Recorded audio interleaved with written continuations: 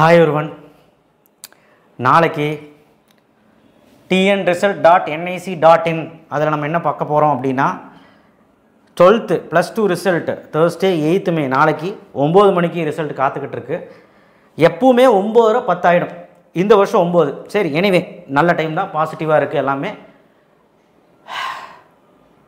நான் ஏன் டென்ஷனாக இருக்கேன்னு பார்க்குறீங்களா? உங்களை மாதிரி தானே எனக்கும் டென்ஷனாக இருக்கும். சரி, நாம் ஒரு சின்ன ஒரு ப்ரேயர் போட்டுடலாம். சுவாமியே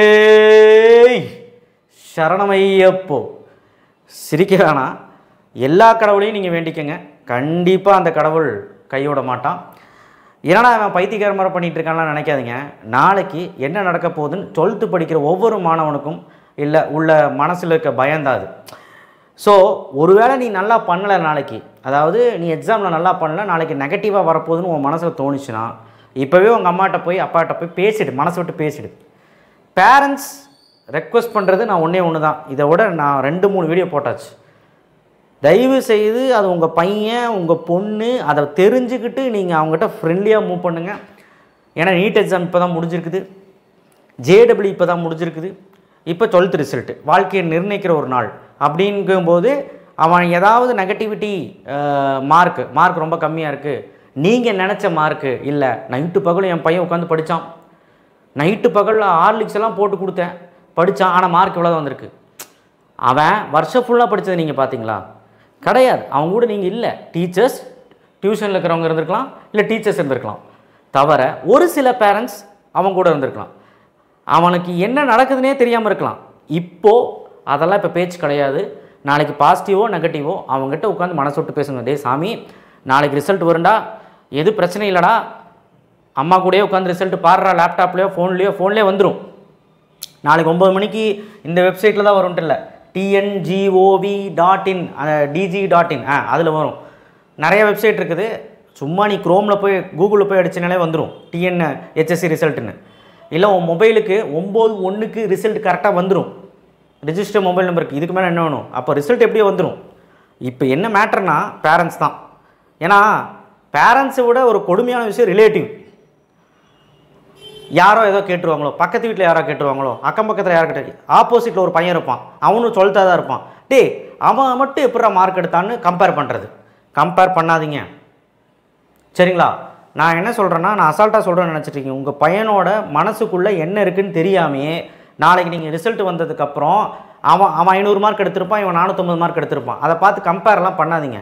நம்ம பிள்ளைக்கு என்ன வருதோ அது எடுத்தது நல்ல மார்க்குன்னு சொல்லிவிட்டு அவனை அரவணைச்சு கண்டிப்பாக அவனுக்கு என்ன பாசிட்டிவ் சொல்லணுமோ அதை பாருங்கள், தவிர ரிலாக்ஸாக வச்சுக்கோங்க, சரியா? ரிசல்ட்டு வந்தோடனே என்ன பண்ணணும், ரிசல்ட்டு வந்த உடனே என்ன பண்ணக்கூடாது, அதை தான் இப்போ பேசிக்கிட்டு இருக்கோம். இப்போ என்ன பண்ணக்கூடாதுன்னு தான் சொல்லிக்கிட்டு இருக்கேன், பேரண்ட்ஸுக்கு ரெக்வெஸ்ட் பண்ணிகிட்ருக்கேன். ஸோ நம்மளை மதிக்கிறவங்களா இல்லையான்னு தெரியல, நிறைய சப்ஸ்கிரைபர் நமக்கு இருக்காங்க. போன வருஷம் 1.5 லட்சம் 2 லட்சம் பேர் 12th பார்த்தான், அதுக்காக தான் இந்த ரெஸ்பான்சிபிலிட்டி எடுத்து நான் பேசுகிறேன். ஸோ அதனால் பேரண்ட்ஸ் கிட்ட ஒரே ஒரு ரெக்வெஸ்ட், உங்கள் பையனை ஃப்ரெண்டாக நாளைக்கு பாருங்கள். நாளைக்கு மட்டும் இல்லை, நீங்கள் அவங்க கூட அந்த கரியர் பாத்தில் இருங்க. என்ன படிக்கணும்னு ஆசைப்பட்றான்னு பாருங்கள், படிக்க வைங்க. டோன்ட் வரி, ஏதாவது கட் ஆஃப் கம்மியாகுதா இல்லை மார்க் கம்மியாகுதா, நான் இந்த படிப்பு படிக்க முடியாது அந்த படிப்பு படிக்க முடியாது, எதுக்குமே கவலைப்படாதீங்க. எல்லாத்துக்குமே சீட்டு கிடைக்கும். தமிழ்நாடு கவர்மெண்ட்டை பொறுத்த வரைக்கும் நிறைய சீட்டு வச்சுருக்காங்க. அதனால் நீங்கள் உங்களுக்கு பாசிட்டிவான விஷயம் தான் நடக்கும். அதனால் கட் ஆஃப் எவ்வளோ கம்மியானாலும் ஒரு பிரச்சனையும் இல்லை, டிக்ரீஸ் தான் போகுது. ஒன்று தெரியுங்களா, ஃபிசிக்ஸு கஷ்டம், chemistry moderate, maths slightly moderate நான் சொன்னேன், ஆனால் கஷ்டமாக இருக்கிறது நிறைய பேர்த்துக்கு. 3மே இந்த அளவுக்கு வந்தது எந்த வருஷமும் கிடையாது. போன வருஷம் எடுத்திங்கன்னா ஃபிசிக்ஸ் கஷ்டம், கெமிஸ்ட்ரி ஓரளவுக்கு, மேக்ஸு செம ஈஸி. ஆனால் இந்த தடவை 3மே ஒரு மாதிரி தான் வந்துச்சு. உங்களுக்கு மட்டுமா ஒரு மாதிரி வந்துச்சு? எல்லாத்துக்கும் தான். அதனால் மார்க் அடி வாங்கும், பயப்படாதீங்க. அதனால் நீ மட்டும் மார்க் கம்மியாக மாட்டேன், எல்லாருமே தான் மார்க் கம்மியாகும். நான் மனசு சேர்த்துறேன்னு நினைக்காத, நாளைக்கு ரிசல்ட் வச்சு நீ பேசு. அதே மாதிரி தான் TNEA இன்ஜினியரிங் அட்மிஷன், இல்லை TNGASA government arts and science, இல்லை பேராமெடிக்கலு, இல்லை மெடிக்கல் நீட்டுக்கு எழுதிட்டு மெடிக்கல் வெயிட் பண்ணுறவன், யாராக இருந்தாலும் சரி, என்ன படிப்பு படிக்க போகிறதாலும் சரி, 12th மார்க் ஒரு பேஸ் தான், இல்லைன்னு நான் சொல்லலை. ஆனால் மார்க் கம்மியாக இருந்தால் அடுத்தது என்ன பண்ணலான்னு யோசி. ஒரு வேளை சீட்டு கிடைக்காது அப்படின்னு சொல்லி நீ நெகட்டிவிட்டியாக இருக்க, அடுத்தது என்ன பண்ணலான்னு யோசி. பணம் கட்டி படிக்க முடியுமான்னு பாருங்கள், முடியலையா கவுன்சிலிங் போடுங்க, கவுன்சிலிங்கில் உனக்கான கோர்ஸ் எடு, உன் கட் ஆஃப் தகுந்த மாதிரி எடு, நிறைய விஷயம் இருக்குது. அதனால் பாசிட்டிவாக இருங்க. இப்போ நாளைக்கு என்ன பண்ணணும் அப்படிங்கிறது நல்லா யோசிங்க. நல்லா நான் சொல்கிறேன், நாளைக்கு நம்ம உடனே ரிசல்ட் வந்த உடனே குடுகுடுன்னு ஓடி போய் அட்மிஷன் போட்டக்கூடாது. கரெக்டாக காலேஜுக்காரங்க நாளைக்கு என்ன பண்ணுவாங்கன்னா உங்கள் டேட்டா வச்சு அப்படியே கூட்டம் கூட்டமாக கூப்பிடுவோம். ரிசல்ட் வந்துருச்சு, நீங்கள் வாங்க எங்கள் வீட்டில் சீட்டு முடிஞ்சிடும் அப்படின்னு சொல்லுவோம். அந்த டைமில் நீங்கள் வந்து பேனிக் ஆக வேண்டாம். யார் எப்படியோ போயிட்டு போகிறாங்க. இப்போ தான் கவர்மெண்ட் போர்ட்டல் ஓப்பன் பண்ணியிருக்கு, எல்லா வெப்சைட்டும் ஓப்பன் ஆயிடுச்சு, எல்லா கவுன்சிலிங்கும் ஓப்பன் ஆயிடுச்சு. ஸோ அதனால் பொறுமையாக இருங்க. நீங்கள் ஆர்ட்ஸ் அண்ட் சயின்ஸ் போகிற மாதிரி இருந்தால், ப்ரைவேட்டில் போகிற மாதிரி இருந்தால் நீங்களே போய் பாருங்கள். பட் நாளைக்கு எதுவும் பண்ண வேண்டாம். நாளைக்கு ஒரு நாள் ஃபுல்லாக நீங்கள் வந்து உட்காந்து மனசு விட்டு நல்லா பேசி சாப்பிட்டு ஜாலியாக இருங்க. என்ன சார் ஜாலியாக இருக்க சொல்கிறீங்க? நான் அந்த டென்ஷன் இருக்கும். நான் என்ன சொல்கிறேன்னா, பேரண்ட்ஸும் ஸ்டூடெண்ட்ஸும் என்ன பண்ணுறீங்கன்னா, பேசி கொஞ்சம் ஃப்ரெண்ட்லியாக ஜாலியாக இருந்து டிவி எதாவது பார்த்து மைண்டை டைவெர்ட் பண்ணி வெளியே எங்கேயும் போக வேண்டாம். ஒருவேளை மார்க் நல்லா வெளியே போய் எக்ஸ்போஸ் பண்ணு, நான் இவ்வளோ மார்க் எடுத்துட்டேன்டா, இவ்வளோ மார்க் எடுத்துட்டேன், ஓகே அது இருக்கிறதான். பட் அதுவும் தேவையில்லைன்னு தான் சொல்லுவேன். எதுக்கு போயிட்டு சரியா கம்பேரிசன் பண்ணாதீங்க பேரண்ட்ஸ். நம்ம சொந்தக்கார பையன் அவ்வளோ மார்க் எடுத்திருக்க, நீ என்னடா இவ்வளோ மார்க் எடுத்திருக்க, அவனுக்கு என்ன வருதோ அதுதான். ஸோ அதை நீங்கள் வந்து தேவையில்லாமல் போட்டு அவனை போட்டு டென்ஷன் பண்ண வேண்டாம். அவனுக்கு ஆக்ட்ரால் 17 தான் ஆகுது. அந்த 17 இயர்ஸ் பையன் உள்ள பொண்ணு அவனுக்கு என்ன தெரியும்? எல்லா விஷயமும் தெரியும். இன்ஸ்டாகிராம் இருக்குது, சோஷியல் மீடியாவில் எக்ஸ்தலம் இருக்குது, ஃபேஸ்புக் இருக்குது, எல்லாமே அவனுக்கு தெரியும். ஆனால் அவனுக்கு மெச்சூரிட்டிங்கிறது கிடையாது. நீங்கள் தான் அந்த இடத்துல அப்பா அம்மா கூப்பிட்டு, தங்கம் இந்த மாதிரிலாம் இல்லைடா, ஒன்றும் இல்லைடா சாமி அப்படின்னு சொல்லி, நல்ல மார்க் தாண்டா எடுத்திருக்க, நீ ட்ரை தாண்டா பண்ணியிருக்க அப்படின்னு சொல்லி அவனை பாசிட்டிவாக தட்டி கொடுக்கணும். தவிர அவனுக்கு இன்ஜினியரிங்கில் இந்த காலேஜ் கிடைக்காது, டிஎன்காசால் அது கிடைக்காது, பேராமெடிக்கல் கோர்ஸ் கிடைக்காதுன்னு சொல்லி அவனை திட்டி திட்டி திட்டி திட்டி தேவையில்லாமல் இது பண்ண வேண்டாம். டியூஷன் அனுப்பிச்சிங்க, ஸ்கூலில் பணம் கட்டி படிக்க வச்சிங்க, 14 வருஷம் படித்தாச்சு எல்கேஜிலேருந்து, இப்போ +2 முடியுது, எல்லாம் பண்ணிக்கிட்டீங்க. கடைசி நேரத்தில் வந்து அவனுக்கு நெகட்டிவிட்டி உண்டாக்கிட்டிங்கன்னா, அவனை மிரட்டவோ ஏதோ பண்ணிட்டீங்கன்னா, அவன் ஏதோ நெகட்டிவிட்டி நினச்சானா, நான் சொல்ல விரும்பல, நெகட்டிவிட்டி நினச்சானா அது நல்லதுக்கு இல்லை, நம்ம பையங்க. ஸோ அதனால் தயவு செய்து நாளைக்கு பேரண்ட்ஸ் தான் எல்லாமே. ஸோ அதே மாதிரி அந்த காலேஜுக்காரங்க கூப்பிட்றதெல்லாம் மதிக்க வேண்டாம். நாளைக்கு வந்து எதையுமே நீங்கள் பிஹெச்சி காலேஜில் அட்மிஷன் ஓப்பன் ஆயிடுச்சுன்னு ஓட வேணாம். உடனே கோயம்புத்தூர்காரங்களாம் ஓடிடுவாங்க, இங்கிருந்தோலாம் வருவாங்க, காலையில் 5 மணிலேருந்து நிற்போம். அதெல்லாம் தேவையில்லை, இப்போலாம் ஆன்லைனாக மாறிடுச்சு. ஸோ அதனால் 2 நாள் கழிஞ்ச ரிசல்ட் வரும். ரிசல்ட்டுங்கிற பாருங்க, நாளைக்கு ரிசல்ட் வரும், 2 நாள் கழிஞ்சு தான் +2 ப்ரொஃபஷனல் மார்க் லிஸ்ட் வரும். ஒரிஜினல் மார்க் ஷீட்டில் டூப்ளிகேட்டு. அதை வச்சு டிஎன்இ எல்லாமே அப்ளை பண்ணிக்கலாம். டிசியும் உங்கள் கையில் கொடுத்துருவாங்க. இது வந்ததுக்கப்புறம் தான் நீ அட்மிஷனே போட முடியும். இப்போ புக்கிங் சொல்லி ஒரு காலேஜில் பண்ணுறாங்களா, 50,000 கொடு 10,000 கொடுன்னு பண்ணிக்கலாம். நீ எப்போ போனாலுமே சீட் இருக்கும், அதுதான் உண்மை. சார் பெரிய காலேஜில் இல்லை, ஆமாம் இல்லை, நீ ஏதோ 2 காலேஜ் ட்ரை பண்ணினா. ஸோ அதனால் காலேஜு இந்த இது அதெல்லாம் நாளைக்கு விட்டுரு. நாளைக்கு வந்து உன்னுடைய விஷயத்தை பாரு, உன் மார்க்கை பாரு, கட் ஆஃபை கால்குலேட் பண்ணு. டிஎன்இஏனா மேக்ஸு, ஃபிசிக்ஸு, கெமிஸ்ட்ரி எப்படி போடணும்னு தெரியுமா? ஃபிசிக்ஸு /2 வந்த mark, chemistry /2, maths full mark அப்படியே எடுத்துக்கோ, 200க்கு எவ்வளோ வருதுன்னு பாரு. கவர்மெண்ட் ஆர்ட்ஸ் அண்ட் சயின்ஸ் 4 சப்ஜெக்ட்டுமே எடுத்துக்கோ, /2. அடுத்தது paramedical, biology, physics, chemistry. Biology அப்படியே எடுத்துக்கோ 100க்கு, chemistry, physics /2. Pure science botany, zoology, physics, chemistry. Botany, zoology, physics, chemistry எல்லாமே /2, எல்லாமே /2, எல்லாமே 50-50க்கு. ஓகேவா? ஸோ இன்னும் அக்ரிக்கெல்லாம் இருக்குது. பயாலஜி, மேக்ஸ், ஃபிசிக்ஸ், கெமிஸ்ட்ரி, அக்ரிக்கு மேக்ஸ் ஸ்டூடெண்ட்ஸு 4மே /2. ஸோ இதுதாங்க, இதுக்கு நான் வீடியோவே போட்டிருக்கேன். அந்த வீடியோ முடிஞ்சால் நான் டிஸ்கிரிப்ஷன் பாக்ஸில் வைக்கிறேன். அவசரப்பட வேண்டாம், நான் எல்லாமே உங்களுக்கு நாளைக்கு மேத்தமேட்டிக்கலாக போட்டே காமிக்கிறேன். இப்போ ரிசல்ட் பிஸியில் இருக்கீங்க, ரிசல்ட் டென்ஷனில் இருப்பீங்க, இன்றைக்கி நைட்டு ஃபுல்லாக தூக்கம் இருக்காது, நாளைக்கும் உங்களுக்கு டென்ஷன். அதனால் நான் வந்து நாளைக்கு எதுவுமே நான் சொல்ல விரும்பல. ரிசல்ட் வரட்டும், நாளைக்கு பாசிட்டிவாக நெகட்டிவாக நமக்கு அனுப்புங்க. நம்ம சேனல் சார்பாக நிறையா பசங்க நல்ல மார்க் எடுத்திருப்பாங்கன்னு நினைக்கிறேன். நெகட்டிவாக இருந்தாலும் பிரச்சனை கிடையாது எனக்கு.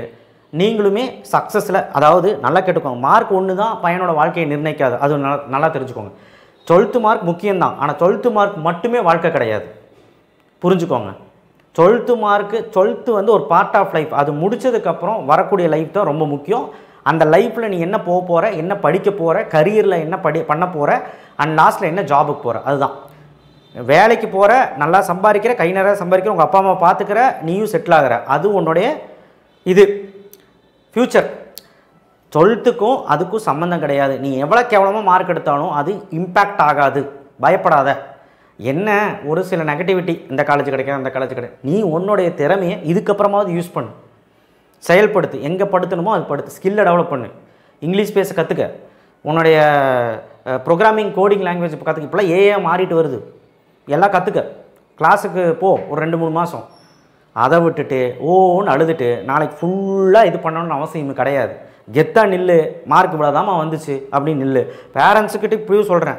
ஏன்னா இவ்வளோ வீடியோவும் போட்டும் சில பேரண்ட்ஸ் என்ன பண்ணுவாங்கன்னா, அட டேய் பாடுறா போய் பாடுறா அப்படின்னு சொல்லிட்டு கத்துவாங்க. போய் பாரு, ஊர் உலகத்தில் இல்லாத பசங்களை விட அப்படி கத்துவாங்க.